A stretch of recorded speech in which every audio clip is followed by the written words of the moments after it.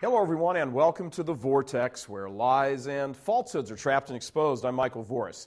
Liberalism, it's the bane of modern man. Every time something goes wrong in politics, in theology, in economics, there's bound to be a liberal standing there with blood on his hands.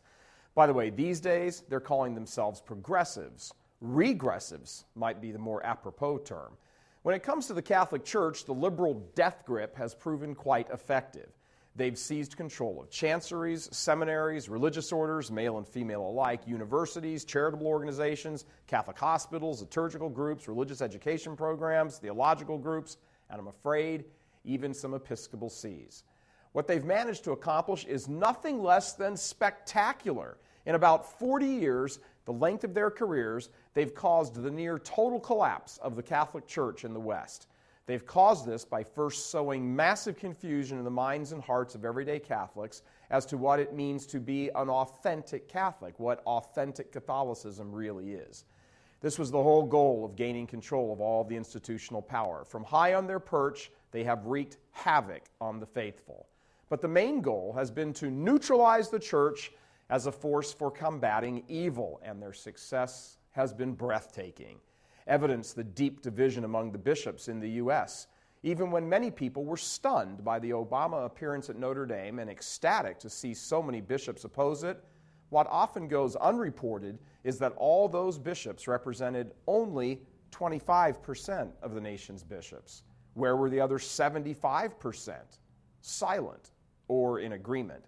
That's because an enormous number of bishops are liberal themselves. After all, they grew up in the culture in the past 40 years and have deeply imbibed of the liberal Kool-Aid. Indeed, their cups runneth over.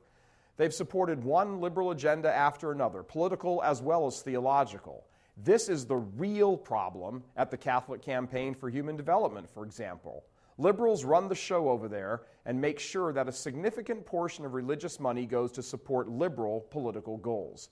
If a few million children have to get aborted to push their cause, oh well, like Stalin said, you got to crack a few eggs if you want to make an omelet. So the real picture in the U.S. is this. Liberal bishops, or at least those who want to play things low-key and never rock the boat, still outnumber good, solid bishops who are willing to take a stand and declare the truth and then let the chips fall where they may. A mindset of fear or political calculus or prudential judgment is the order of the day with a majority of the nation's bishops. This has effectively frozen them from taking decisive collective action on almost every front. Sure, on a high-profile issue like abortion, they'll demand the government not pay for it with government funds, but their collective voice on that issue is the exception that proves the rule. Now, it would be ignoring recent history to not acknowledge that more and more bishops are becoming more vocal. Good for them. Notre Dame's Obama scandal is a case in point. But here's the issue. At the end of the day, even when they protest, nothing happens. Notre Dame paid no price for its public sin. Catholic pro-abort politicians still march up to Holy Communion, providing endless fodder for the liberal media. Catholic universities still corrupt the innocent minds of their students with liberal anti-church nonsense, and on and on.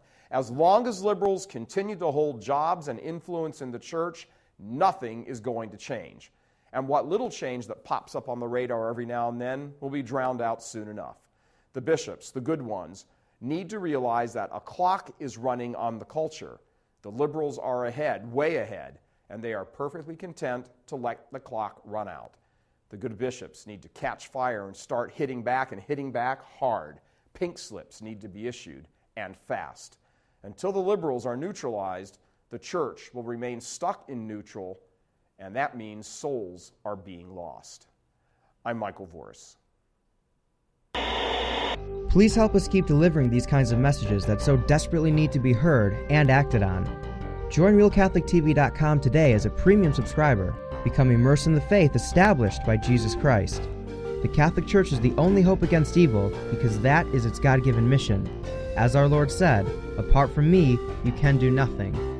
Join RealCatholicTV.com today as a premium subscriber and come to learn and love Christ more deeply.